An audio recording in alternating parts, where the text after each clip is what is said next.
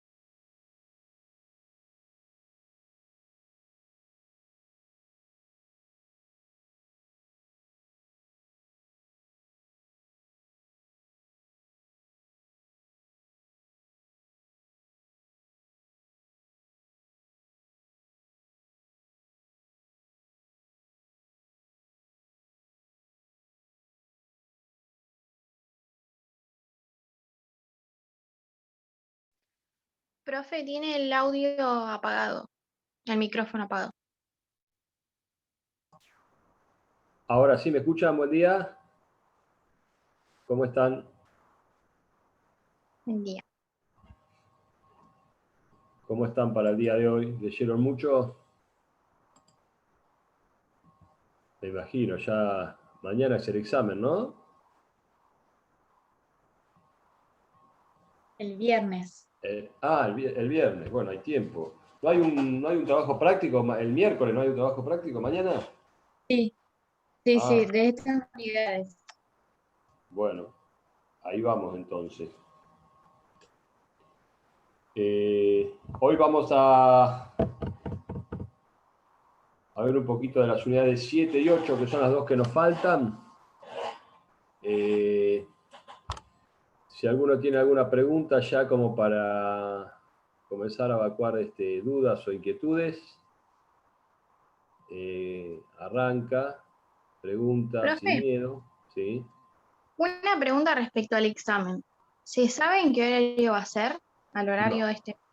no ¿No se sé sabe? si se sabe, yo no lo sé, no lo sé, porque Ah, ok, eso ok. está el profesor Castro, Gracias. exclusivamente, pero no lo sé el horario. En otros grupos más grandes ha puesto un horario a la mañana y un horario a la tarde, no sé cómo va a ser ahora. Pero ya estamos próximos al examen, ¿no? Es el viernes, ya debería saberse. Ahí no está dentro del cronograma, ¿no dice exactamente el horario del examen? A ver, esperen que yo acá, cuando entro al cronograma, por ahí lo vemos.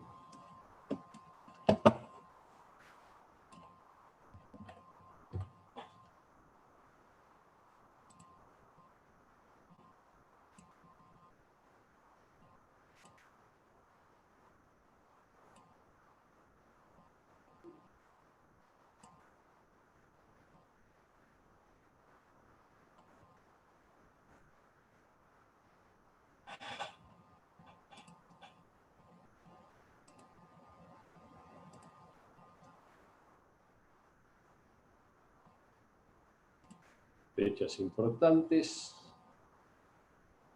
No, viernes 12 de febrero, examen, nada más. Hasta ahora no ha publicado la hora del examen. El 18 de febrero, recuperatorio. Bueno, le voy a mandar al profe Castro que cuanto antes publique la hora del examen, así se van programando y van entrando en calor. 11 participantes tenemos hoy. ¿Alguno ya tiene alguna pregunta lista o quieren que hagamos como siempre, que arranque yo y más o menos le voy... Una pregunta, profe. Sí. Con respecto al examen, ¿la modalidad cómo va a ser? El examen final de la materia, la modalidad es bastante similar a los trabajos prácticos estos que hacen ustedes, de múltiples choice. Está bien. ¿Y hay un tiempo determinado? Sí, le da un tiempo, sí. Y generalmente ha sido en 2 etapas, no sé cómo va a ser ahora. Hay una etapa de múltiple choice que ustedes tienen que aprobar y automáticamente les corrige la computadora cuando apretan el enter. Y después tienen un ratito de media hora más o menos para contestar 2 preguntas teóricas, pero cuyas respuestas son muy cortitas y concisas, y sobre las que ha habido problemas en exámenes anteriores, porque hay una tendencia de los alumnos a poner en Google la pregunta y contestar al profesor Castro lo primero que aparece en Google. Y realmente se pone medio de mal humor el profesor Castro porque se da cuenta que el alumno no está contestando en base a los textos que el profesor le dio para que estudie y para que lea, sino que están contestando en base a cualquier autor, generalmente españoles son los primeros que aparecen en Google. Entonces, ustedes cortan y pegan lo primero que aparece en Google, no ustedes, algunos alumnos cortan y pegan lo primero que aparece en Google y ni siquiera se toman la molestia de pongamos ir a revisar los textos, si tuvieran tiempo. Traten de no contestarle copiando y pegando las dos preguntitas teóricas si las hace, de no contestar copiando y pegando de Google, porque además, si van a copiar y pegar de Google, capaz que pegan un párrafo de 40, 50 líneas, y el profesor Castro lo que pretende es que le contesten en 2 líneas, porque las preguntas que hace son muy sencillas. No son para hacer grandes desarrollos, porque no está planeada la materia para que ustedes hagan grandes desarrollos de los temas. Entonces, por ahí él hace una pregunta y le contestan con un capítulo entero de un libro que sacan de Google, y bueno, el profe se da cuenta de que no leyeron mucho el material, sino que están contestando un copia y pegue. Pero bueno, son estrategias de esta nueva modalidad de rendir examen por Zoom. Lo que sí es cierto que se anima mucho más la gente a rendir, y los alumnos se animan mucho más a rendir el examen ahora que es por Zoom que cuando los exámenes son presenciales. Me parece que va a seguir esta modalidad. ¿Cómo? Me parece que va a seguir esta modalidad. Y sí, yo creo que un tiempito más vamos a estar con esto, así que no... Parece que dio resultado por la cantidad de inscriptos que hay. Sí, no, eso no le quepa duda, que los alumnos se vuelven más corajudos, cursan más y rinden más materias cuando es a distancia, eso no... Yo, mire, daba clase en la carrera de martillero y habitualmente en las materias se presentaban 14, 15 alumnos, más o menos en la mesa de finales, y a partir de la pandemia se empezaron a presentar 60, 70. Porque se presentan, aún sin estudiar es más fácil presentarse atrás de la computadora que frente a frente y dar la cara. Por eso hay más, se presentan más los alumnos a rendir, se ponen más corajudos, pero bueno, es así el sistema. Pero lo que sí les digo es que tengan en cuenta cuando, si le va a tomar esas 2 preguntas teóricas, de responder realmente con lo que leyeron y tratando de elaborar la respuesta con palabras que habitualmente usan ustedes para referirse a los contenidos, y no copiando y pegando con las palabras de los autores, porque se nota cuando copian y pegan. Bueno, vamos a tratar de arrancar con la guía de lectura de la unidad 7. Cuando vamos a empezar a hablar, entonces, ahora en estas 2 unidades, la 7 y la 8, del papel del Estado en la economía, cómo interviene el Estado en la economía, qué rol cumple, ¿sí? Cómo juega en la economía el rol del Estado, porque hasta ahora venimos viendo más o menos cómo funcionan los mercados, y siempre los mercados no siempre son el mecanismo de asignación de recursos en la sociedad más eficiente que existe. A veces los mercados producen determinados efectos, la interacción en los mercados produce determinados efectos sobre la sociedad, que no son efectos deseados por el mercado, pero que son efectos que, en fin, se producen. Estos efectos, por ejemplo, que pueden ser efectos positivos sobre la sociedad o efectos negativos, en economía lo que se denomina se denominan externalidades. Una externalidad se da cuando una determinada persona que se dedica a una actividad influye, ¿sí?, en el bienestar de la comunidad o en el bienestar de otras personas, las cuales no se les paga ni se les cobra por ese beneficio o por esa pérdida que obtienen. Por ejemplo, para dar un ejemplo, una externalidad negativa que se produce, supongamos en el mercado de los automotores o del transporte, es que en los determinados niveles que el mercado se encuentra en equilibrio, sin el transporte automotor, en el equilibrio del mercado, se producen los efectos contaminantes del dióxido de carbono que emiten los escapes de gas de los coches que circulan en las carreteras o en las calles de la ciudad. Entonces, ese mercado que se encuentra en equilibrio en función de la oferta y la demanda, está produciendo una externalidad negativa, ¿sí?, sobre toda la sociedad, ¿sí?, contaminando el aire que se respira o contaminando la atmósfera.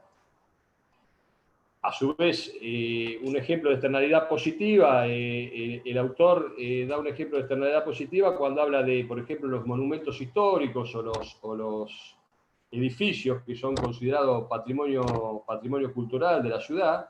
Esos producen el hecho de restaurar y arreglar esos beneficios por parte del propietario, produce una externalidad positiva para la sociedad de contar con edificios restaurados, históricos, de valor cultural y arquitectónico, por el cual los habitantes de la sociedad no pagan y se ven beneficiados con eso. Cuando el Estado toma partido en la situación, ¿sí?, y se hace cargo de adoptar medidas, para controlar esas externalidades, como por ejemplo tomar medidas para que no haya tanta contaminación, o tomar y morigerar esa externalidad negativa que genera la contaminación por dióxido de carbono, o cuando toma medidas para incentivar una determinada actividad, como puede ser la restauración de los patrimonios históricos, o como puede ser incentivar la educación en un determinado país, de manera tal de tener ciudadanos más instruidos y lograr mejores beneficios para la sociedad. Cuando el Estado se hace cargo de eso y toma medidas, se dice que el Estado está internalizando esa externalidad. Cuando el Estado se hace cargo, está internalizando la externalidad. Cuando miramos el tema de las externalidades a la luz del mercado, del modelo de la oferta y la demanda que nosotros vinimos analizando, lo que vamos a ver es, si ustedes alcanzan a ver el gráfico que tengo en pantalla, es que un mercado se encuentra en equilibrio cuando, como dijimos, los niveles de oferta coinciden con los niveles de demanda. En ese momento se encuentra el precio de equilibrio y el mercado encuentra la estabilidad en un determinado nivel de oferta y demanda y en un determinado precio. Esa estabilidad de ese mercado, producto del encuentro de la oferta y de la demanda, ¿sí?, es la estabilidad del mercado, pero si ese mercado que se encuentra en equilibrio produce externalidades, puede ser que ese equilibrio del mercado no sea el equilibrio deseable para la sociedad, que esos niveles de consumo de un determinado bien no sea el equilibrio deseable para la sociedad, en tanto y en cuanto las externalidades de carácter positivo o negativo podrían ser controladas por el Estado y mejorar y llegar a un equilibrio ya no del mercado, sino llegar a un equilibrio social, donde las cantidades producidas y consumidas de determinados bienes cambien y sean otras. Por ejemplo, ante una externalidad negativa, ¿sí?, si ustedes ven este gráfico, ante una externalidad negativa como la contaminación, ¿sí?, lo que va a tratar el Estado, ¿sí?, es de que las cantidades producidas o consumidas de determinado bien sean menores, ¿sí?, sean menores, para que el equilibrio social alcance niveles aceptables, por ejemplo, de contaminación. Para eso la herramienta que tiene el Estado ante una externalidad negativa como la contaminación es modificar esa curva de oferta, haciendo que a determinados niveles de precio la oferta sea menor, de manera que haya menores niveles de consumo de ese bien que tiene una externalidad negativa. Por ejemplo, si hablamos de la contaminación que se produce por el parque automotor que circula en una determinada ciudad, los estados generalmente tienden a intervenir en ese mercado para reducir la contaminación. Lo pueden hacer a través de regulaciones, lo pueden hacer a través de incentivos o de impuestos. Cuando el Estado interviene, lo que hace es modificar la curva de oferta o modificar la curva de demanda del bien, de manera tal de cambiar el equilibrio del mercado hacia niveles más satisfactorios para la sociedad. ¿Cuáles son las maneras que tiene de intervenir el Estado en los mercados? Bueno, el Estado interviene en los mercados a través de regulaciones, ¿sí?, de regulaciones legales. ¿sí? Como son las políticas de orden y de control. El Estado puede exigir o prohibir una determinada conducta, una determinada actividad, o regularla para que se desarrollen determinados cánones y por lo tanto reducir los niveles de producción de un determinado bien. Eso lo hace mediante regulaciones. Vamos al caso del mercado automotor, está totalmente regulado cómo deben fabricarse los motores de los coches, los sistemas de caño de escape, los niveles de contaminación que puede tener un determinado coche, de manera tal que mediante regulaciones legales, ¿sí?, que probablemente hagan más caro el precio de los automotores, el Estado hace, ¿sí?, que se reduzcan los niveles de contaminación. También algunas veces, ¿sí?, el Estado puede aplicar políticas basadas en el mercado, ¿sí? Además de las políticas entonces de regulación legal, puede aplicar políticas basadas en el mercado. Las políticas basadas en el mercado básicamente son dos. Cuando tiene una externalidad negativa, ¿sí?, como es la contaminación, el Estado recurre a poner impuestos a la actividad. Al ponerle el impuesto a la actividad, los bienes de esa actividad se encarecen y el consumo de esos bienes es menor.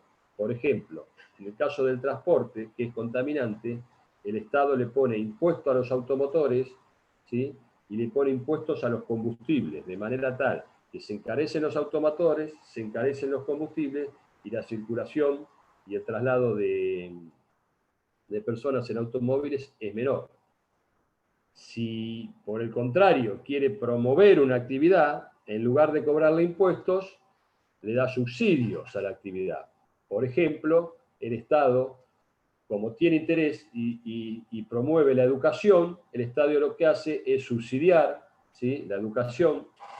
En los países que la educación es privada la subsidia, en los países como este que la educación es mixta, le da subsidios a la educación privada y además invierte mucho dinero en educación pública y gratuita.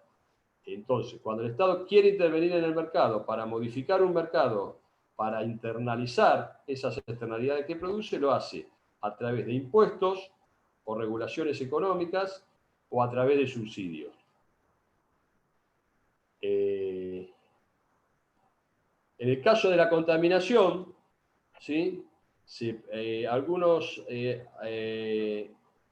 la teoría económica moderna propone la negociación de los permisos para contaminar. Los permisos para contaminar son regulaciones que hace el Estado imponiendo permisos a determinadas industrias para tener determinados niveles de contaminación, ¿sí?, hasta un determinado nivel, y cuando la industria no es eficiente y logra reducir los niveles de contaminación a niveles tal de que está contaminando por debajo de los permisos que tiene, le permite vender esos permisos a otras empresas para que contaminen y puedan desarrollar su producción.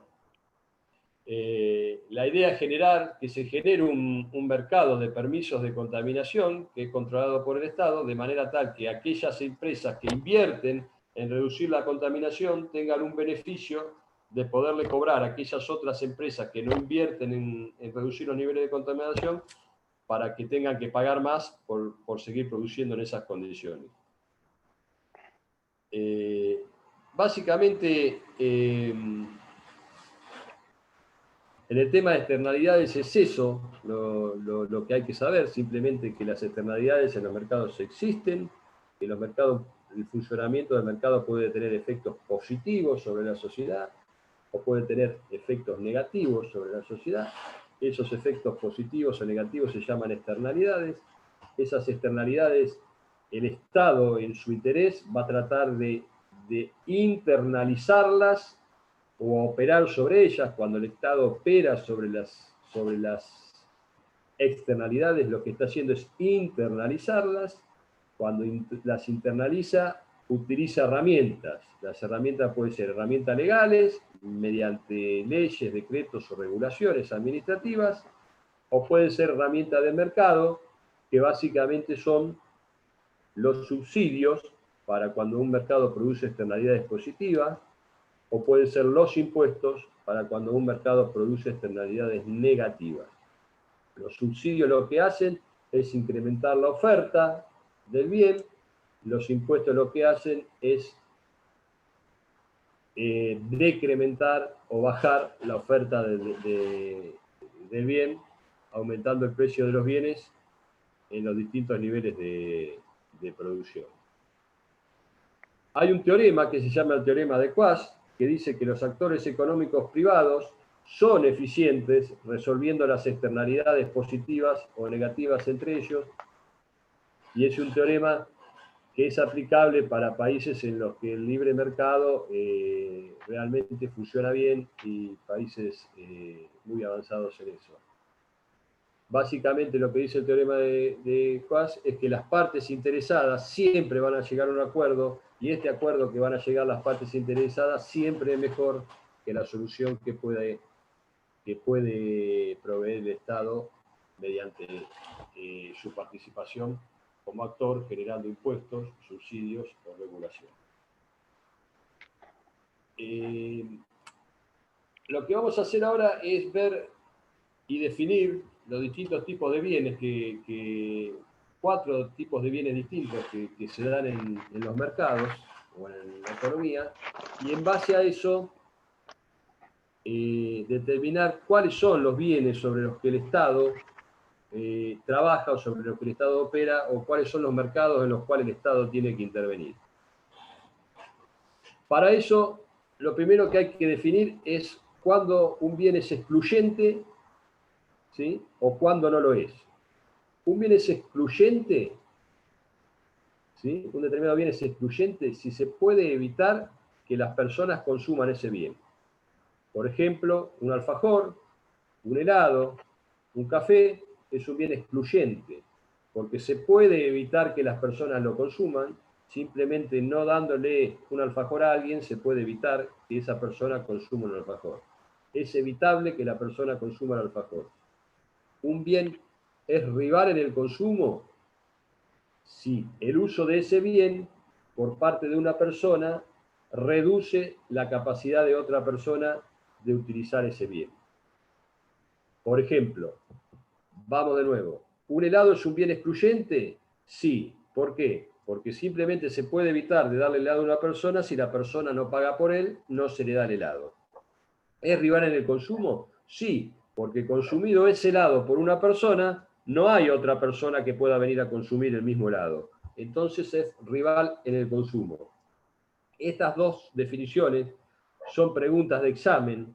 Puede ser, supóngase, una pregunta de examen teórico, estas dos definiciones. ¿Sí? En esas dos preguntas que le digo que el profesor Castro hace, le puedo decir cuándo un bien es rival en el consumo, y es una cosa muy sencilla de contestar, pero los alumnos generalmente contestan cualquier disparate, le dicen que es rival en el consumo porque se pelea con otros bienes por la competencia en el mercado, cualquier cosa que se les viene a la cabeza, porque pareciera ser una pregunta muy sencilla, pero es muy importante que ustedes sepan diferenciar cuándo un bien es excluyente y cuándo un bien es rival en el consumo. Si ustedes googlean esta pregunta cuando se la hace el profesor Castro, puede haber inverosímiles respuestas, porque la clasificación de los bienes puede ser desde muy distintas ópticas y desde muy distintas situaciones, y seguramente que le van a dar una respuesta que no va a ser esta. Si se enfrentan ante la pregunta de cuáles son los bienes excluyentes y los bienes rivales del consumo, sáquenlo de acá, viene de acá. Lo importante es que lo entiendan. Entendido esto, cuando un bien es excluyente, y háganse la composición del ejemplo del helado, es excluyente porque puedo no darle el helado a alguien si no lo paga. ¿Sí? Es rival en el consumo porque consumido el helado por esa persona, no hay otra persona que pueda consumir el mismo helado. En base a estas dos clasificaciones de bienes, ahora vamos a clasificar los bienes en 4 grupos. Vamos a decir que hay bienes privados, los bienes privados, y todo esto que les estoy dando es definición, son tanto excluyentes como rivales en el consumo. Ejemplo típico, entonces, el helado. Un vaso de helado que consume una persona, ¿sí?, que es posible no darle ese helado a una persona si no paga, y consumido ese helado por una persona, no hay otra persona que pueda consumir ese mismo helado. Los bienes son públicos, ¿sí? En contraposición a los bienes privados están los bienes públicos, que no son ni excluyentes ni rivales en el consumo. Por ejemplo, el autor acá, como ejemplo de bien público, da un ejemplo de una alarma para tornados que funciona en una comunidad. Es decir, es imposible impedirle a alguien que escuche la alarma para tornados, ¿sí? Es imposible pedirle a alguien que escuche la alarma para tornados. Entonces, el bien no es excluyente, no lo puedo excluir. Y no es rival en el consumo, porque escuchada la alarma para tornado, todos los habitantes de la comunidad se van a beneficiar independientemente de que el otro también se beneficie de la alarma para tornado. ¿Me entienden? Entonces, ese bien, que no es ni excluyente ni rival del consumo, son generalmente los bienes públicos. En una tercera clasificación tenemos los bienes comunes, que son rivales en el consumo, ¿sí? Pero que no son excluyentes. Y en la cuarta clasificación tenemos los bienes que son los reservados, que si bien son excluyentes, pero no son rivales en el consumo. Por ejemplo, como recursos comunes tenemos los peces del océano, ¿sí? Como ejemplo. Los peces del océano son rivales en el consumo, ¿sí? Porque pescado, puedo impedir a alguien que saque peces del océano, que lo saque, pero sacado un pez del océano, hay tanta cantidad de peces en el océano que no me impide que otra persona también pesque peces en el océano. Entonces, eso sería un recurso común. Y los bienes reservados son aquellos que son excluyentes, pero no rivales en el consumo, como que podría ser el servicio que presta un cuartel de bomberos en una determinada comunidad. Es decir, son excluyentes porque bien el departamento de bomberos puede decidir, ¿sí? No apagar el determinado incendio en la casa de determinada persona. Se incendia la casa de una persona y el cuartel de bomberos puede decidir no ir y no apagarlo. Pero no es rival en el consumo porque estando el cuartel de bomberos, el beneficio es para toda la sociedad independientemente de que lo utilice o no. Hay ejemplos claros, acá hay un cuadrito en una figura que determina cuáles son los bienes privados que dijimos que son tanto rivales en el consumo como excluyentes, que sería un vaso de helado, una prenda de ropa, una autopista con peaje congestionada, ¿sí? Una autopista con peaje congestionada, van a ver que el autor da en los 4 ejemplos, en los 4 tipos de bienes, el ejemplo de la autopista. Si la autopista tiene peaje y está congestionada, entonces es excluyente y es rival en el consumo. Excluyente, ¿por qué? Porque hay que pagar para entrar a la autopista. Si no pago, no entro. Y rival en el consumo, y porque como está congestionada, no tengo lugar para entrar. Ya entró otro, y si entró otro no puedo entrar yo. ¿Me entiende? Entonces tengo que esperar que salga uno para entrar a la autopista. Entonces se transforma en rival en el consumo. Los bienes que no son, los recursos comunes, ¿sí? O que son rivales en el consumo, pero no son excluyentes, podrían ser los peces del océano, el medio ambiente, o las autopistas libres congestionadas. Es decir, no puedo impedir que alguien lo utilice, ¿sí? No lo puedo excluir a alguien de utilizarlo, pero sí es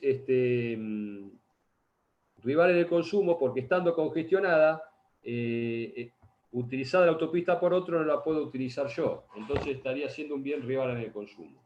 En cuanto a bienes reservados, que no son, que si bien son excluyentes, pero no son rivales en el consumo, citamos la protección contra incendio, puede ser la TV por cable, ¿sí? Porque la TV por cable es excluyente, porque si no pago no tengo televisión por cable, ahí me excluyen, pero habiendo pagado es independiente de que la utilicen 100 personas, 500 personas, 1000 personas, siempre hay lugar para que la utilizamos todos. Entonces no son rivales en el consumo.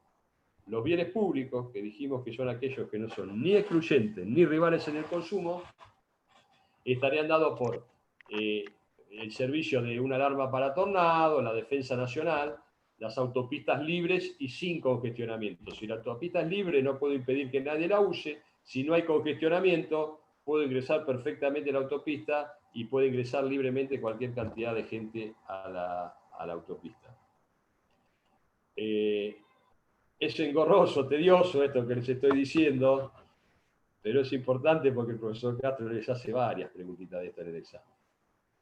Entonces dijimos, como resumen, la exclusión es la propiedad de un bien según la cual se puede impedir que una persona lo use. ¿Sí? La rivalidad en el consumo es la propiedad de un bien según la cual el uso de que hace una persona de ese bien disminuye la posibilidad de que otra persona pueda usar el mismo. Los bienes privados son aquellos bienes que son tanto excluyentes como rivales en el consumo. Los bienes públicos no son ni excluyentes ni rivales en el consumo. Los bienes comunes son rivales en el consumo, pero no son excluyentes. Los bienes reservados son bienes que son excluyentes, pero no rivales en el consumo. ¿Se entendió más o menos hasta ahí? Sí, más o menos. La pregunta es cuestión de leerlo a esto y de internalizarlo, como dice el texto. Pero básicamente son definiciones y clasificaciones de bienes que nos van a llevar a determinar o a concluir en qué momento el Estado interviene y por qué interviene en la economía. Cuando el autor habla de el análisis del free rider, ¿sí? O del parásito, ¿sí? El problema del parásito se da en aquellos tipos de bienes que no se puede evitar que las personas para consumirlo no paguen por él. Entonces, habla de, por ejemplo, un espectáculo de fuegos artificiales, ¿sí? En un espectáculo de fuegos artificiales, el autor dice, bueno, en una comunidad la gente se pone de acuerdo y dice que quiere ver un espectáculo de fuegos artificiales. Hay 1000 personas en la comunidad, entonces le asignan una valoración al espectáculo de fuegos artificiales de 10 pesos cada uno, entonces dicen 1000 personas por 10 pesos, hay una valoración para el espectáculo de fuegos artificiales de 5000 pesos. Resulta que hay un empresario que dice, bueno, a mí traer los fuegos artificiales me cuesta 1000 pesos, entonces sería muy conveniente brindar un espectáculo de fuegos artificiales cobrándole 10 pesos a cada uno cuando el costo es de 1000. Pero ¿cuál es el problema que tiene acá? Que la persona que recibe el beneficio, ¿sí?, de los fuegos artificiales no necesariamente es la persona que paga por el bien. ¿Me entienden? Porque nadie se va a ver incentivado a pagar por un espectáculo de fuegos artificiales que sea en una determinada comunidad, cuando en realidad lo puede ver sin pagar, porque los fuegos artificiales están allá arriba y en el aire, y no es necesario pagar una entrada. Entonces, la paradoja esta del free rider dice que debido a que estos bienes no son excluyentes, el problema del parásito impide que el mercado privado ofrezca este tipo de bienes, ¿sí? Estos bienes comunes, entonces, no son ofrecidos por el mercado porque el mercado no puede, se encuentra frente al problema del parásito, que los aprovecha gente que no pagó por ellos, entonces el mercado no puede cobrar por esos bienes y no ofrece esos bienes. A lo mejor estos bienes son bienes que van a ser ofrecidos por el Estado o por el sector público y se van a costear en base generalmente a impuestos o a determinado tipo de tasas. Está sonando mi teléfono por ahí, pero bueno, es el mío que suena. Ya se va a calmar.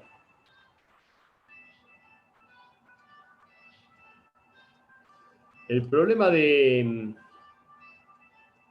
los recursos comunes, ¿sí?, cuando hablamos de los tipos de bienes, son aquellos recursos como el agua o el aire que en general el problema que tienen es que la sociedad, como no paga por ellos, por los bienes comunes o por los recursos comunes, hace un uso excesivo de los mismos, produciendo altos niveles de contaminación, por ejemplo, o altos niveles de uso y agotando el uso de estos bienes. Entonces es el Estado el que va a intervenir en la regulación de los bienes comunes para su correcto uso.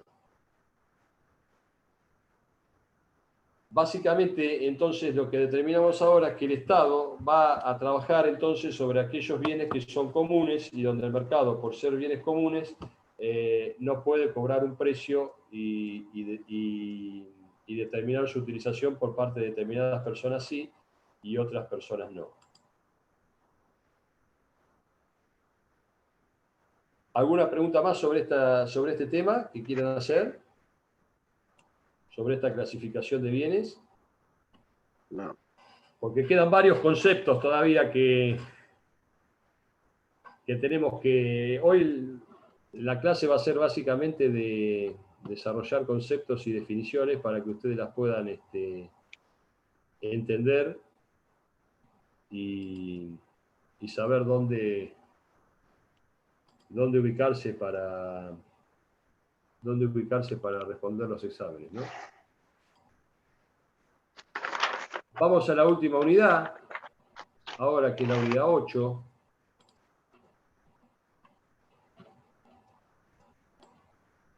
En la unidad 8 vamos a hablar de algunos conceptos que son objetivos de algunos objetivos de la política económica que implementa el Estado, y vamos a empezar con algunas definiciones. El primer tema, ¿sí?, que preocupa el accionar del Estado y que hace que políticos y economistas se rompan la cabeza tratando de encontrar soluciones y elaboran numerosas teorías a los efectos de dar solución a este problema social, es el desempleo, que es uno de los principales problemas que aqueja a la sociedad. ¿De qué hablamos cuando hablamos de desempleo? Uno tendería a pensar que cuando hablamos de desempleo hablamos de la cantidad de personas que no trabajan. Sería una definición vaga, no es eso lo que mide el desempleo. El desempleo mide en las estadísticas oficiales que mide el INDEC, el Instituto Nacional de Estadísticas y Censos, consideran desempleado a una persona que, formando parte de la población económica activa, ¿sí?, responde a las encuestas de empleo afirmando que no tuvo trabajo la semana pasada, ni buscó trabajo las 4 semanas anteriores. Es muy importante que ustedes recalquen esto. No cualquier cosa de desempleo. ¿No es que buscó trabajo, profesor? El desempleado buscó trabajo, sí, buscó trabajo las 4 semanas anteriores, perdón.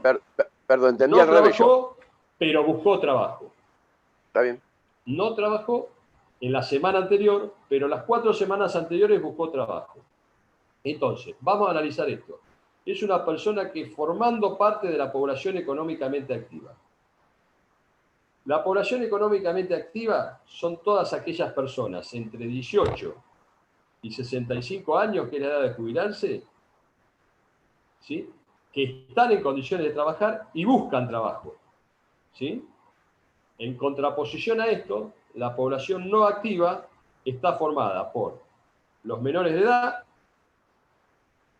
los mayores de 65, que son los jubilados, ¿sí?, y las personas que, estando en el rango de los 18 y los 65 años, no desean trabajar.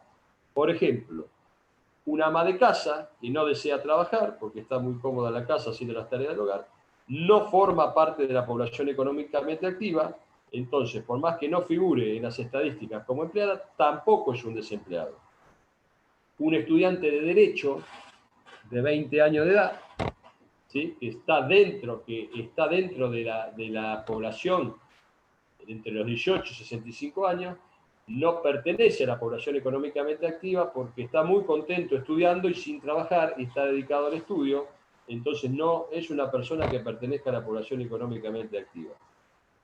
Por lo tanto, si no pertenece a la población económicamente activa, no es un desempleado.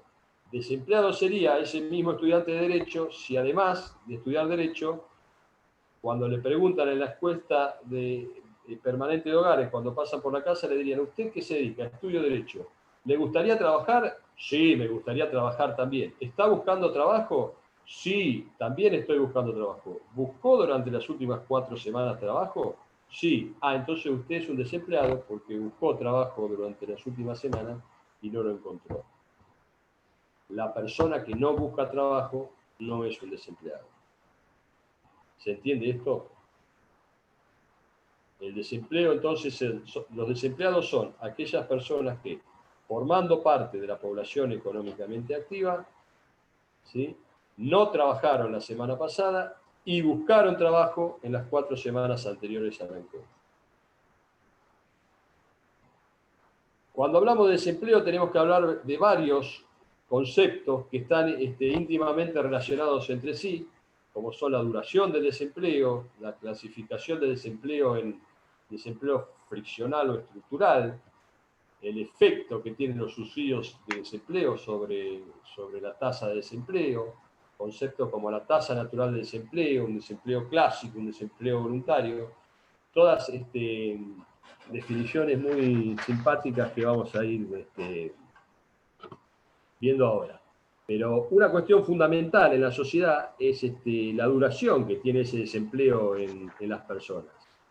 Cuando en una sociedad, por un determinado motivo, hay mucha gente desempleada, pero por periodos cortos, ¿sí?, ese desempleo se llama friccional. Es un desempleo que es propio del mercado y que se da por determinados periodos y en determinadas circunstancias. Por ejemplo, qué sé yo, acá en Mar del Plata puede haber desempleo friccional en determinados sectores de la pesca, que hay épocas del año donde al no haber cardúmenes no salen a pescar y esa gente está parada, pero es un desempleo friccional porque por ahí están parados un mes, 20 días, 2 meses y ya saben que a los 2 meses vuelven a conseguir trabajo en la misma actividad. O es un desempleo friccional el que se puede producir en el sector agropecuario cuando hay gente que se dedica a la cosecha y hay determinadas épocas del año donde no hay cosecha, entonces por periodos de tiempo va a estar desempleado porque no hay actividad en el sector. Ese desempleo, que es circunstancial, que es de corto tiempo, es un desempleo friccional que se produce por la propia actividad de los mercados, ¿sí? Ahora, también hay un desempleo diferente, que es un desempleo de un montón de gente que generalmente es poco calificada, que no tiene oportunidades de trabajo y que lleva muchos años en situaciones de desempleo, y es probable que le cueste muchísimo conseguir trabajo porque los trabajos que se ofrecen en la sociedad no son acordes con las capacidades que tiene esta gente. Ese desempleo se llama desempleo estructural. Cuando las sociedades tienen ese tipo de desempleo, esos desempleos son estructurales, que están basados en la propia estructura organizativa de la sociedad o en la propia estructura cultural de la sociedad. Supónganse que determinados niveles de empleo, Argentina tiene ahora, supongan, un problema de desempleo con tasas de desempleo altas, del 13-14%, que el Estado debería corregir y el Estado debería tratar de paliar. Supónganse que una de las tantas alternativas que tiene Argentina es desarrollar fuerte el sector de las empresas TIC, de las tecnologías informáticas. Acá en Mar del Plata está el caso de que pretenden crear el polo informático, acá en la zona de la estación ferroautomotora, donde se van a conseguir supuestamente 14, 15 mil puestos de trabajo, según las noticias. Esos 14, 15 mil puestos de trabajo, si bien van a contribuir a reducir el desempleo, pero no van a contribuir a reducir una parte del desempleo estructural que tiene la ciudad de Mar del Plata, que es de la población de bajos recursos y escasa calificación laboral o escasa preparación, que van a seguir teniendo ese desempleo estructural porque no pueden insertarse en el mercado, porque no van a acceder a puestos de programadores o a puestos de desarrolladores de software. Para eso hay que estar preparado. Entonces, ese desempleo, cuando la capacidad de la gente no está acorde con la oferta laboral que hay en el mercado, se termina transformando en desempleo estructural. Ese desempleo estructural generalmente está ligado a la pobreza, está ligado a la falta de educación, está ligado a los consumos de estupefacientes y ese tipo de cosas que hace que la gente termine siendo marginal o no se adapte a a los puestos laborales que hay en el mercado y termina habiendo un desempleo estructural. Las economías en sí, en su desarrollo, o como están planteadas las economías de los distintos países o de los distintos sectores, tienen en sus niveles de equilibrio tasas naturales de desempleo. O sea, no siempre el desempleo es alto, no siempre los mercados están en desequilibrio. Cuando los mercados están en equilibrio, cuando la economía de un país funciona a pleno, igual siguen existiendo determinadas tasas de desempleo porque no todo el mundo consigue el trabajo que desea. Cuando una persona trabaja por menos horas de las que desea trabajar, no es considerado un desempleado, sino que ahí se consideran tasas de subempleo. Se habla de subempleo cuando las personas trabajan menos cantidad de horas de las que quisieran trabajar. Cuando hablamos de los tipos de desempleo, ¿sí? Acá el autor Okean habla de un desempleo clásico, que es un desempleo que se produce cuando los salarios en sus mínimos legales son altos y entonces son demasiado altos, entonces el empleador no le resulta rentable contratar determinado tipo de gente para desarrollar esa tarea. Por ejemplo, si en Argentina, vamos a suponer que el salario mínimo legal fuera de 100.000 pesos y hay mucha gente desocupada, pero el empleador necesita contratar gente para limpieza, no va a estar dispuesto a pagar esos salarios de 100.000 pesos para contratar gente para limpieza. Entonces lo más probable es que no contrate nuevos empleados. Entonces va a haber un desempleo porque los mínimos, los sueldos mínimos son demasiado altos. Esto puede pasar en algún país. En Argentina esto generalmente no pasa. Acá los salarios mínimos no son altos, pero es un tipo de desempleo que se puede dar, y que es el desempleo clásico. Es cuando los empresarios no quieren contratar porque los salarios mínimos son demasiado altos. En Argentina puede pasar también que los empleadores no quieran contratar, no porque los salarios mínimos sean demasiado altos, sino porque las cargas impositivas que tienen los salarios son demasiado altas. Entonces terminan contratando trabajadores en negro que en las estadísticas van a figurar como desempleados o como no van a figurar en las estadísticas de empleo. El desempleo friccional, que es otro tipo de desempleo, que es ese que vimos nosotros, que se produce cuando, por lo general, está alrededor de un mercado de trabajo que se disocia entre la oferta y la demanda y que poco a poco se acomoda en el tiempo en base a los distintos niveles de producción que hay. Cuando el desempleo es voluntario, por lo general es gente que no desea trabajar y que no quiere hacerlo a los niveles salariales actuales. Entonces, en ocasiones están desempleados y les conviene más no trabajar, no desean trabajar, y les conviene más cobrar subsidios del Estado y participar en programas de desempleo. Entonces, cuando vienen las encuestas, manifiestan que sí, que buscan trabajo, manifiestan que no encuentran trabajo, pero en realidad no están buscando trabajo, sino que están tratando de vivir de los sistemas de asignación de planes y de subsidios que tiene el Estado para personas de escasos recursos. Ese sería un desempleo voluntario. La persona está desempleada porque quiere, porque no le conviene trabajar o no desea trabajar, pero manifiesta que sí, que está buscando trabajo. Después está el que se llama falso desempleo, que es aquel que manifiesta que busca trabajo, que no lo encuentra, y que quiere trabajar y está contabilizado como desempleado, pero en realidad es un empleado negro que sí tiene trabajo y es un trabajo informal, un trabajo que lo está haciendo en negro o en lo que el autor denomina la economía sumergida. Lo que se denomina economía sumergida o economía negra. Muchas veces es conveniente para los empleados trabajar en negro, o una parte del salario lo tienen en negro, de manera de acceder a mejores remuneraciones, o es la única forma por ahí que tienen de acceder al mercado laboral, pero siguen manifestando que están desempleados. Eso Son influye en varias la jubilación. definiciones. ¿Cómo? Y eso influye en la jubilación después. Sí, sí, los años de aporte influyen en la jubilación. Y pues le van a pagar sobre el básico, no sobre el negro.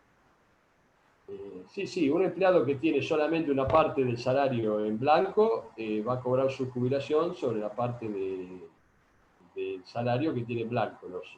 El sistema previsional argentino, en lo que es el Estado Nacional, le va a pagar una proporción de los salarios cobrados en los últimos 10 años. Si usted en los últimos 10 años tuvo los sueldos casi todos en negro, es probable que la jubilación sea muy baja y el Estado tenga que realizar un complemento para poderle pagar la jubilación mínima.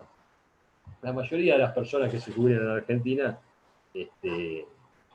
van a cobrar una jubilación mínima, porque los aportes en realidad son bastante escasos. Otro de los grandes problemas que tiene la economía y que tiene que resolver, y que en la mayoría de los países se resuelve y bien, es el problema de la inflación. ¿Sí? La inflación, ¿qué es la inflación? Y acá vamos a la definición, que la inflación es un aumento sostenido y generalizado de los precios. Es un aumento sostenido y generalizado de los precios. Hay inflación cuando suben los precios de toda la economía. Cuando a veces me dicen sube el dólar es un precio de la economía, y si sube solamente el dólar no es que hay inflación. Hay un cambio de precios relativos, pero no hay un proceso inflacionario. Hay un proceso inflacionario o hay inflación cuando hay un aumento sostenido y generalizado de los precios. En Argentina eso es muy fácil de ver. No es difícil de comprender todo el tema de inflación en Argentina, porque nosotros lo vivimos en carne propia. Hay un aumento sostenido y generalizado de los precios en Argentina. Cuando, dice el autor, cuando la inflación anual supera los 2 dígitos, ¿sí?, y lo supera durante varios años, generalmente la causa de este aumento sostenido y generalizado de los precios, la causa de la inflación, es la emisión monetaria que hace el Estado, o la emisión monetaria que hace el gobierno de un país, de manera tal de sostener el déficit fiscal recurrente que viene teniendo hace varios periodos.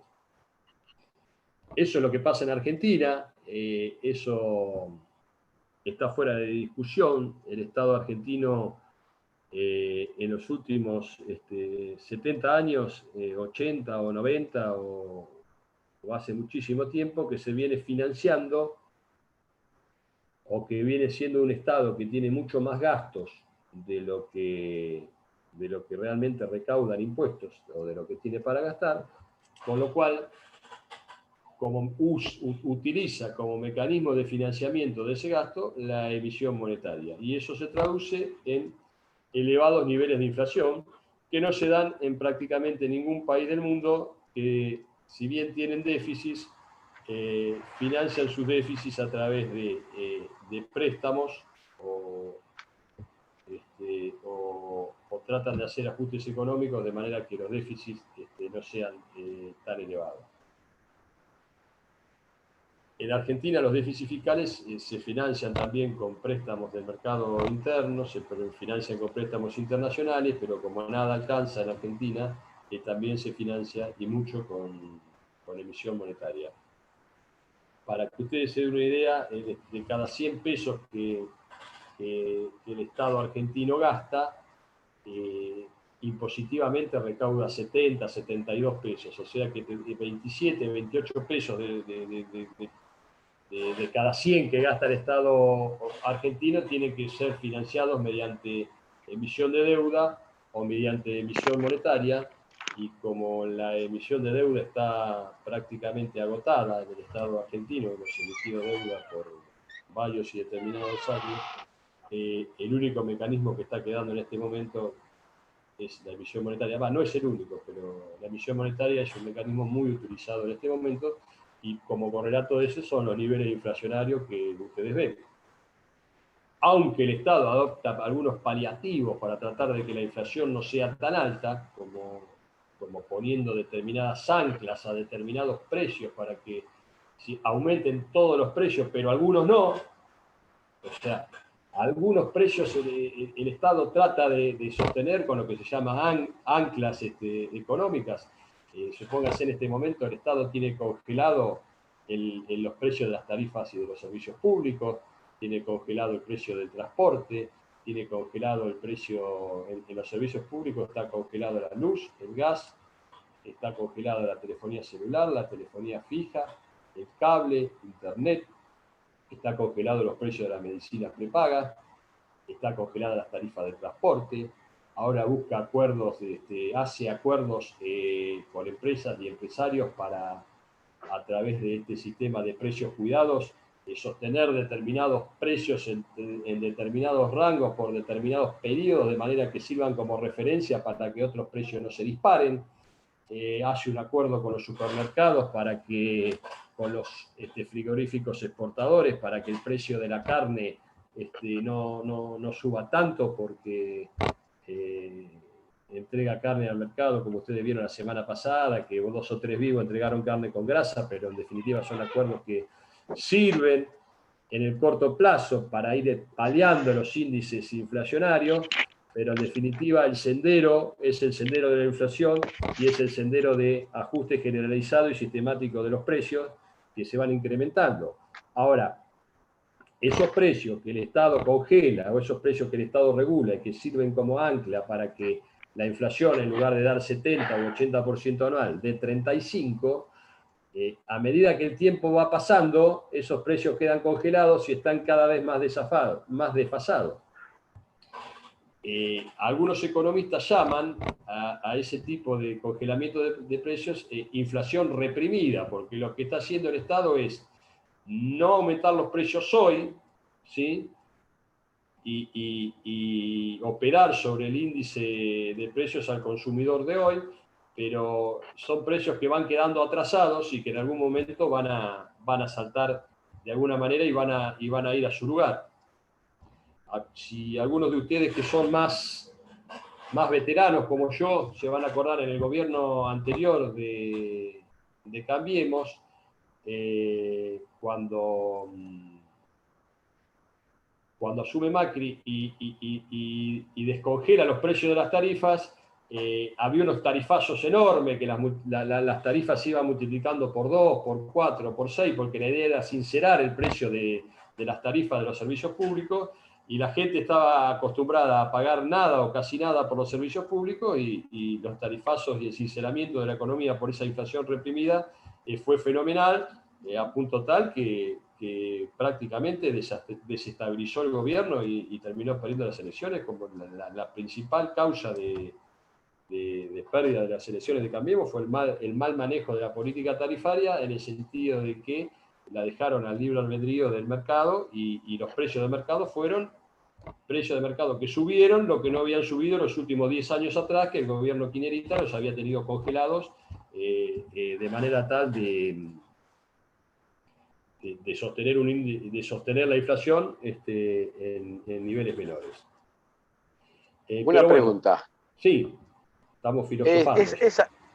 Esa retención esa retención de tarifas también se suponía que es como un incremento en el salario. Sí, usted puede mirarlo como quiera.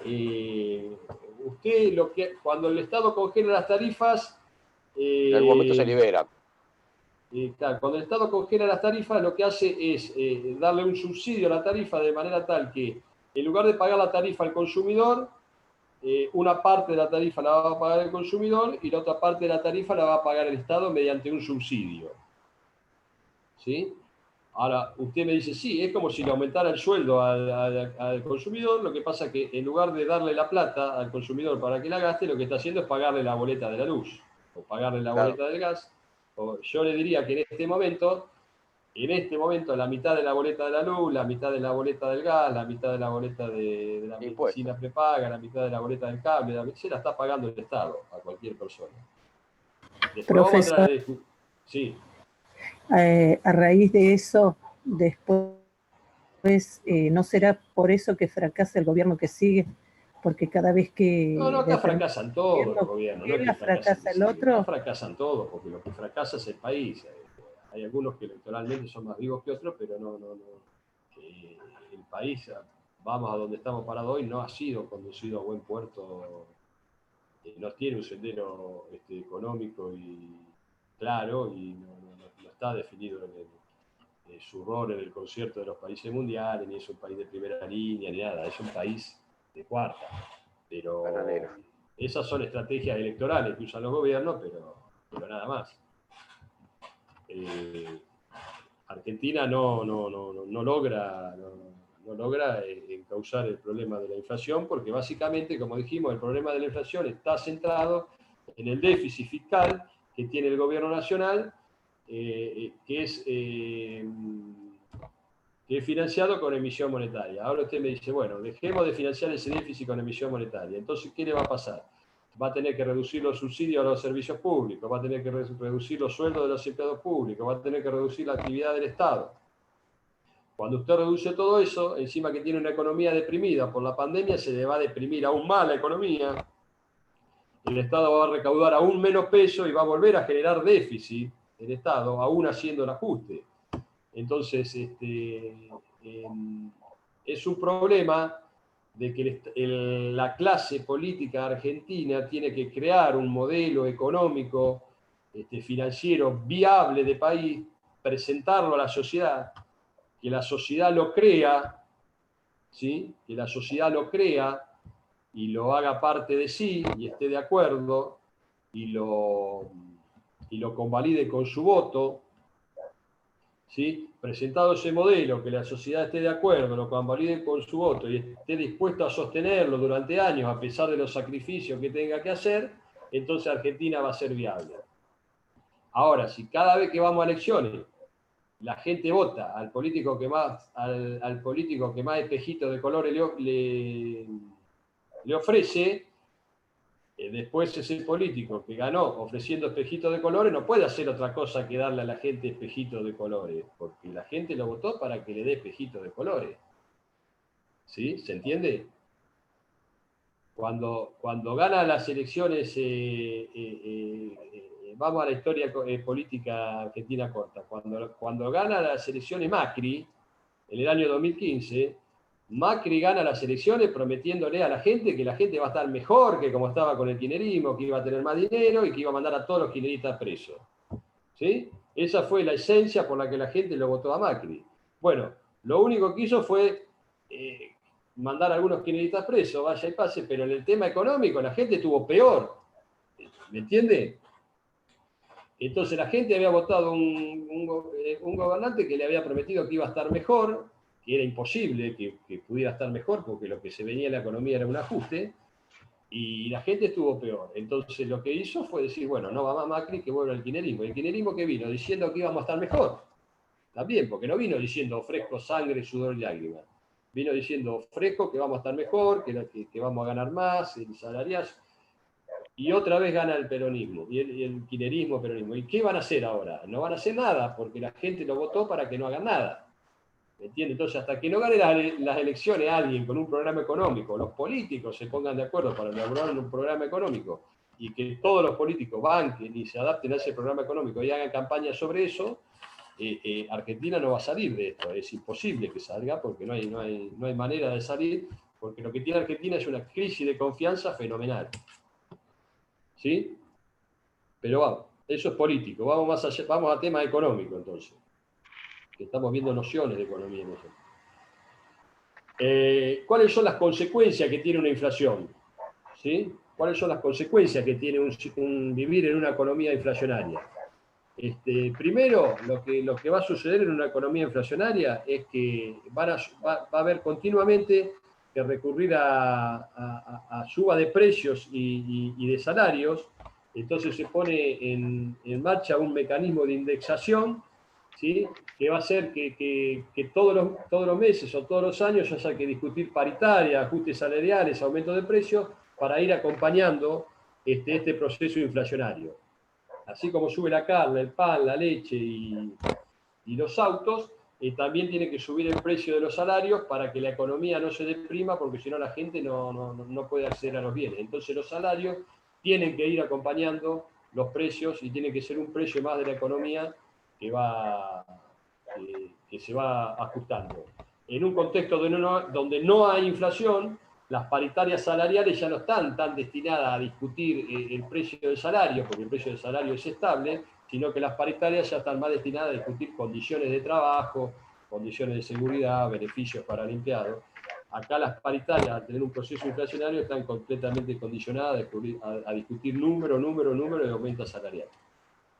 Esa es una consecuencia de tener vivir en un sistema inflacionario. Otra consecuencia, habrán visto ustedes, ahora está la discusión del impuesto a las ganancias. ¿Qué pasa? Como hay inflación, ¿sí? Y los salarios suben y las leyes del impuesto a las ganancias están con números fijos, resulta que cualquier empleado que gana 40, 50 mil pesos por mes termina pagando impuesto a las ganancias como si fuera un empleado que gana mucho, cuando en realidad es un empleado que gana hasta, si se quiere, por debajo de los niveles de pobreza. Entonces se da la paradoja que la inflación hace que un empleado que gana un sueldo de un nivel de pobreza pague impuesto a la ganancia como si fuera una persona rica. Ahora ven ustedes que hay un proyecto para eximir del pago de impuestos a las ganancias a los que ganan menos de 150 mil pesos. Fíjense que Argentina en este momento están pagando impuestos a la ganancia prácticamente el 25% de la masa salarial. Ahora pretenden reducirlo a que pague impuestos a las ganancias aproximadamente el 10% de la masa salarial. 1,5 millones de personas dejarían de pagar impuestos a las ganancias, dejarían de ser considerados ricos. Pero son considerados ricos porque nominalmente sus sueldos aumentan, pero realmente el poder adquisitivo del sueldo baja. En realidad son más pobres y pagan más impuestos. Entonces, vivir dentro de un proceso inflacionario implica que los políticos nuestros tengan que estar abocados a ver cómo hacen para acomodar todas estas tablas impositivas y todo este tipo de cosas para que no se desfase los ingresos de la gente, que en un país normal no sucede. Los impuestos se determinan una vez y por años y años no se tocan más las tablas impositivas. Otro tipo de costo que tiene la inflación es que continuamente hay que estar subiendo los tipos de interés, ¿sí? para no perjudicar a los ahorristas. O sea, la tasa de interés continuamente tiene que estar subiendo para que el ahorrista que deposita plata en el banco no pierda dinero. Porque si la inflación es del 3% mensual y el ahorrista se lo compensa con menos, está perdiendo la diferencia entre la inflación y la tasa de interés que se le da. Entonces, al tener un proceso inflacionario, continuamente hay que estar corrigiendo las tasas de interés. También las rentas del mercado de capitales, las rentas financieras, todos los beneficios y toda la contabilidad de las empresas debe ajustarse de manera tal de contemplar la inflación y no considerar que se tienen ganancias nominales, cuando en realidad realmente la empresa a lo mejor tiene una pérdida y nominalmente por el aumento de los precios puede parecer como que hay beneficios sustanciales cuando en realidad realmente no los hay. Otro costo importante o otra acción importante que tienen que hacer las empresas cuando hay inflación es evitar tener dinero efectivo en caja, porque el dinero efectivo, en realidad, la inflación se define como un aumento sistemático y generalizado de los precios, pero en realidad también lo que es una pérdida del poder adquisitivo de la moneda, porque en realidad no es que los precios suben, sino que la moneda vale cada vez menos. Entonces, cuando usted se queda con dinero en efectivo, ese dinero en efectivo pierde valor. En la teoría económica, ese costo que tienen las empresas de continuamente estar tratando de no quedarse con dinero en efectivo y ver cómo hace colocaciones financieras o compra mercadería o todo ese tipo de cosas que un empresario que no se maneja en un contexto inflacionario no lo tiene que hacer porque no tiene ningún problema con quedarse en efectivo, se llama costo de suela de zapatos. Se llama costo de suela de zapatos, ¿por qué? Porque hace 40 o 50 años atrás había que ir a los bancos personalmente, hacer los depósitos, había que hacer las cobranzas personalmente, el dinero se manejaba en efectivo, entonces decía que el empresario tenía que estar continuamente caminando por los bancos, por las entidades financieras, gastando suela de zapatos para no quedarse con el dinero efectivo y viendo dónde lo podía colocar o cómo lo podía manejar. Entonces ese es el famoso costo de suela de zapatos. En definitiva, ¿qué quiere decir eso? Que las empresas y los productores o los consumidores tienen que dedicar mucho mayor tiempo del habitual o del que dedicarían a otras tareas para tratar de mantener y de quedarse con poco efectivo en la mano, de manera de no perder dinero por ahí. Porque en época inflacionaria el que se queda con los pesos en la mano pierde la inflación diaria, la inflación del mes o la inflación del año. Si usted se quedó con 100.000 pesos en la mano el año pasado, hoy va a tener los mismos 100.000 pesos, pero su poder adquisitivo disminuyó un 35%. O sea que perdió el 35% del dinero. Por más que nominalmente tenga lo mismo, realmente tiene menos. Lo que se llama coste de menú, ¿qué significa? Cuando hay procesos inflacionarios como los que vivimos nosotros, las empresas continuamente tienen que estar remarcando los precios, ¿sí? Y continuamente tienen que estar destinando recursos a la remarcación de precios y a no quedarse corto cuando ponen los precios porque pueden quedar desfasados. Puede ser que por no tener un acertado mecanismo de remarcación de precios, empresas que manejan muchos productos, venden un producto a 100 pesos porque capaz que hace 2 o 3 meses que no lo remarcan porque no tuvieron una buena política de remarcación y cuando lo van a reponer vale más de los 100 pesos que lo vendieron. ¿Sí? Entonces, en ese sentido, las empresas también tienen un costo, ¿sí? Que se llama costo de menú, el costo de alterar la carta o el costo de alterar la lista de precios continuamente. Hoy es más fácil alterar la lista de precios porque se hace por computadora y el gerente comercial de la firma dice, bueno, 5% de aumento, aprieta un botón, 5% más y automáticamente cambian todos los precios. Pero antes no era así, había que ponerle el precio a todos los productos, había que hacer listas de precios y había que, en los supermercados tenía que ponerle sticker con el precio a los productos, cosa que insumía mucho trabajo.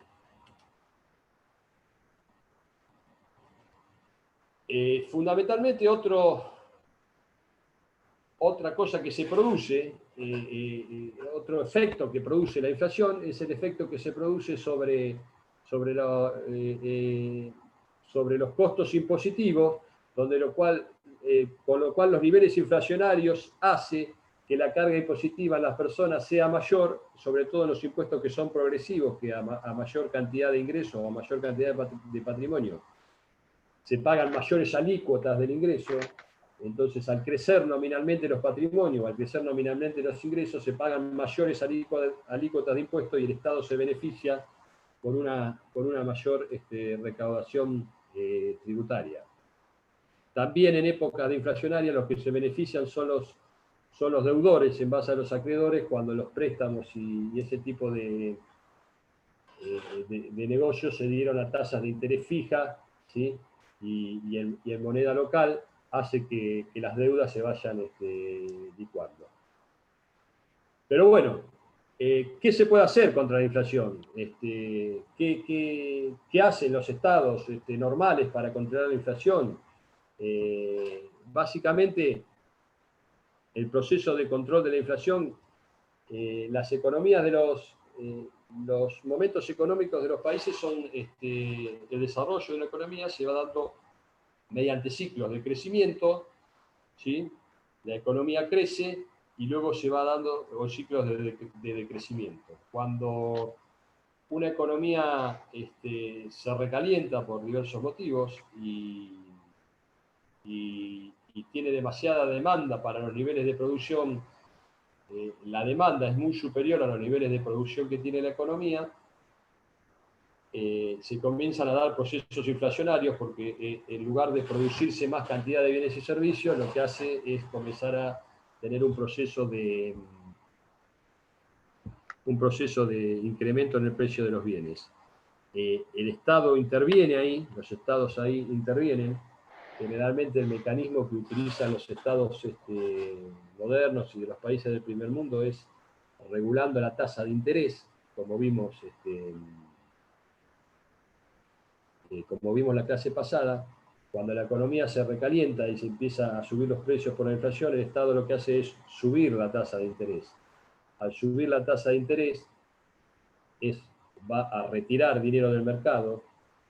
Al retirar dinero del mercado, se va a producir una baja en las transacciones, se va a producir un aumento en los niveles de desempleo, porque se va a transar menos cantidades de bienes, y los precios de los bienes van a tender a bajar o a moderarse. Estas políticas monetarias que utilizan los países requieren también del acompañamiento de políticas fiscales y políticas de manejo del presupuesto creíble. Argentina, aunque haga esto, usted me dice, Argentina, ¿por qué no lo hace? Si todos los países del mundo, cuando tienen inflación, suben la tasa de interés y la inflación baja, y Argentina, por más que sube la tasa de interés, la inflación no va a bajar porque Argentina no tiene una política fiscal consistente. Argentina es un país que tiene un agujero negro, que por más que suba la tasa de interés, la inflación no va a bajar porque no hay confianza en la política fiscal argentina. Entonces, cuando los estados tienen niveles de inflación que ya superan el 4, el 5% anual, que es lo que nosotros tenemos por mes, cuando tienen el 4 o 5% anual, lo que hacen es elevar la tasa de interés de la economía de manera tal de generar un proceso de recesión, lo provoca el mismo Estado, no de recesión, pero sí una depresión económica. Al elevar la tasa de interés, retira dinero del mercado, al retirar dinero del mercado se producen menos transacciones, al producirse menos transacciones, los precios tienden a moderarse. La contrapartida de esto es que aumentan los niveles de desempleo porque se produce bastante menos. Otro concepto entonces que tienen que saber ustedes que ¿qué son los ciclos económicos? ¿Sí? A largo plazo las economías van creciendo siguiendo una determinada tendencia, que esa tendencia de crecimiento se va dando en ciclos económicos que son altibajos o una curva así sinusoidal, que sube y baja, que si bien va creciendo, pero lo va haciendo de manera que sube y baja por determinados periodos de tiempo. Esos periodos de tiempo de la economía se denominan ciclos económicos. Esos ciclos económicos no está bien determinado por qué se producen, pero se producen en todos los países. Hay autores que dicen que son ciclos que se deben a los procesos de inversión que se desarrollan en las sociedades, o a la aparición de nuevas tecnologías, o los grandes inventos, o puede ser los diferentes controles de inventario que realizan las empresas que van haciendo que se produzcan esos ciclos. Lo que hace el Estado sobre esos ciclos es tratar de atenuar o morigerar esos ciclos para que sean lo más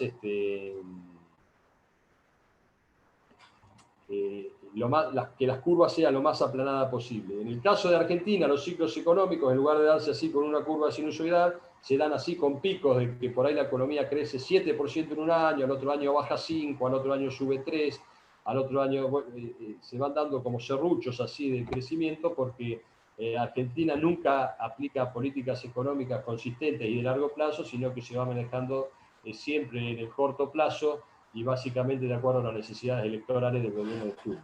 Los planes económicos en Argentina se van desarrollando cada 2 años de acuerdo a las necesidades electorales del gobierno de turno y no en un largo plazo, porque no hay grandes acuerdos políticos en este país que permitan sostener un gobierno de largo plazo. ¿Qué es el déficit fiscal? Cuando se habla de déficit fiscal, ¿de qué se habla? Cuando se habla de déficit fiscal, se habla del déficit que tiene el gobierno cuando utiliza más recursos de los que recauda. Hablamos de déficit fiscal cuando tenemos un Estado que gasta más dinero del que recauda.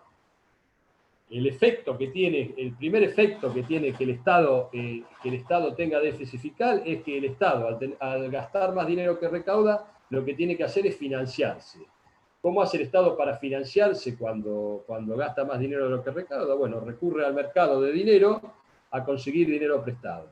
Cuando el Estado recurre al mercado de dinero a conseguir dinero prestado, lo que está haciendo es desplazar a las empresas y a los actores del sector privado del mercado de dinero y chupando el dinero que hay disponible en el mercado para financiar su propio déficit.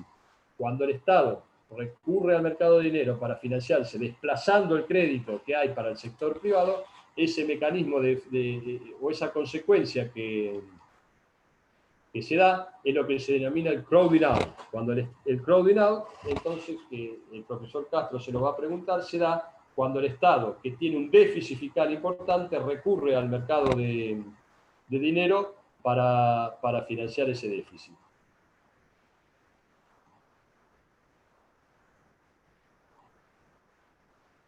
¿A qué se llama que un Estado tenga déficit gemelos? ¿Sí? Ustedes habrán escuchado hablar de déficit gemelos o de superávit gemelos. Un Estado tiene déficit gemelos cuando, además de tener un déficit fiscal, o sea, de ser un Estado deficitario que gasta más de lo que recauda, tiene un déficit por cuenta corriente o tiene un déficit por balanza de pagos. Es decir, además de tener un déficit de caja que gasta más de lo que recauda, la cuenta corriente, que son la diferencia entre los dólares que entran y los dólares que salen de un país, también les da deficitaria. Entonces, ese es el gran problema que tiene Argentina, o que ha tenido Argentina hasta este momento. Por eso tenemos todos los controles que hay de cambio y de todo que hay en Argentina, porque tenemos déficit fiscal y déficit de balanza de pago. Entonces, cuando hay un déficit fiscal y un déficit de balanza de pago, lo que se impone o lo que se viene por delante en una economía es una devaluación, ¿sí? Que la devaluación va a tener dos efectos. La devaluación, acuérdense ustedes, que es la pérdida de valor de la moneda local en función de la moneda exterior. Entonces, al devaluar la moneda nacional, va a tener dos efectos. Uno, que va a equilibrar la balanza de pagos, ¿sí?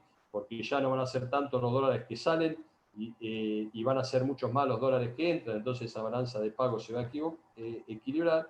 Y también el Estado, mediante una devaluación, puede equilibrar el gasto público, licuando una parte del gasto público y mejorando relativamente por un periodo de tiempo el déficit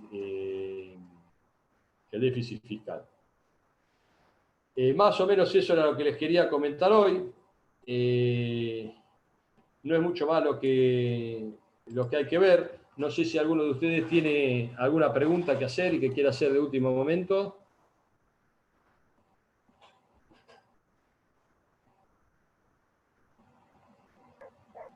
¿O están muy aturdidos todavía? Aturdidos. Pero tengan en cuenta ustedes que más allá de lo que yo les expliqué, vayan a los conceptos, sigan con los conceptos, sepan qué es el déficit fiscal, qué son los déficits gemelos, qué es la inflación, cuáles son las consecuencias que produce. Léanlo en ese sentido, qué es el desempleo, qué tipo de desempleo hay. Ahí rondan las preguntas, ahí esos son los conceptos que ustedes tienen que aprender, no mucho más de eso. No es difícil el examen, lo van a poder manejar tranquilamente si leen el material. Vean los videos del profesor Castro también, que son importantes, y traten de estudiar de leer con la guía en la mano, porque básicamente lo que el profesor Castro les pregunta en la multiple choice es lo que está en la guía. Si hay alguna pregunta, la contesto, y si no, ya damos por finalizado el tema por el día de hoy, y les deseo entonces mucha suerte para los exámenes y sobre todo que aprueben y que puedan seguir adelante estudiando Derecho, que es lo que ustedes vinieron a hacer, y no Economía, pero bueno. Con gusto. Nosotros nos vengamos de ustedes porque cuando fuimos a estudiar nuestra carrera también nos dieron muchas materias de Derecho y las tuvimos que estudiar, entonces es la venganza de los contadores y los economistas. Muchísimas gracias de nuevo por haber participado. Profe, Sí, entonces le recuerdo a usted que diga el horario el profesor. O le voy a mando un mandar ahora mensaje. al profesor Castro que por favor ya le vaya poniendo el horario del examen, porque están ansiosos por rendir, así que calculo que será a las 7 de la mañana, bien tempranito. Sí. No, la verdad que no sé qué hará, porque son pocos, no son muchos los que van a rendir, no sé si va a poner 2 turnos de exámenes, pero calculo que algunos no podrán a la mañana, otros no podrán a la tarde, así que algo va a tener que hacer. Pero ya le voy a mandar un mensaje y le voy a recordar que estamos muy sobre la fecha y que usted está reclamando eso. Así Si que hay bueno. si hay algún horario de la tarde, yo se lo agradezco, porque Bueno. estaría más tranquila para rendir. Bueno, Graciela, le voy a tratar de convencer al profesor Castro, que no es fácil el profesor Castro, pero... Muchísimas gracias entonces y suerte. Y nos vemos. Bueno, cualquier cosita, duda de último momento, alguna angustia, en el chat, por ahí yo a la noche entro y miro y les contesto. Muchísimas gracias a todos. Un Nos placer. estamos viendo.